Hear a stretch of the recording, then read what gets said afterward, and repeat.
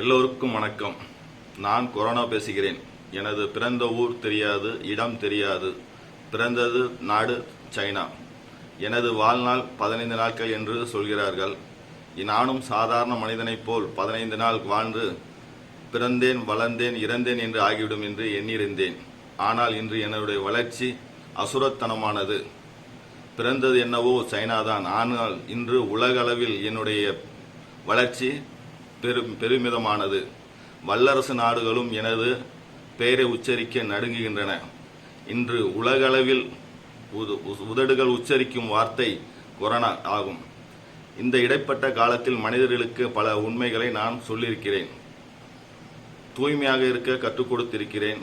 பணம், பதவி, பொருள் இவை யாரும் உங்களுடன் வரப்போவதில்லை என்பதை கற்றுக் கொடுத்திருக்கிறேன். இருக்கும் காலம் கொஞ்ச காலம், அதை உங்கள் குடும்பத்துடன் செலவிட கற்றுக் கொடுத்திருக்கிறேன். தானும் உண்ணாமல் பிறருக்கும் கொடுக்காமல் சேர்த்து வைத்து சிதைத்திருக்கும் செல்வந்தர்களை என்னோட விரைவில் அணைத்திருக்கிறேன். உறவுகளின் உன்னதத்தை உங்களுக்கு உணர்த்திருக்கிறேன். இவற்றை எல்லாம் உணர்த்திருப்பதால் நான் நல்லவன் என்று சொல்ல வரவில்லை. ஆனால்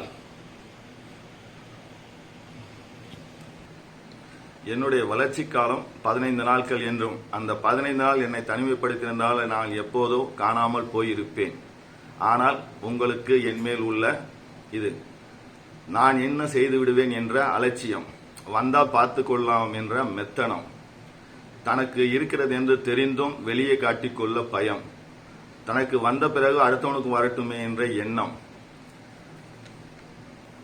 கம்பெனியும் கவர்மெண்டும் சொல்லுது என்னை விரட்டுவதற்கான வழிமுறைகள்.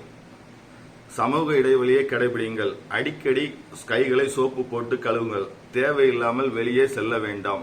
அவசியத்தால் வெளியே போனால் முக கவசம் கட்டாயம் அணிந்து செல்ல வேண்டும். உடம்புக்கு நோய் எதிர்ப்பு உள்ள உணவுகளை உண்ண வேண்டும்.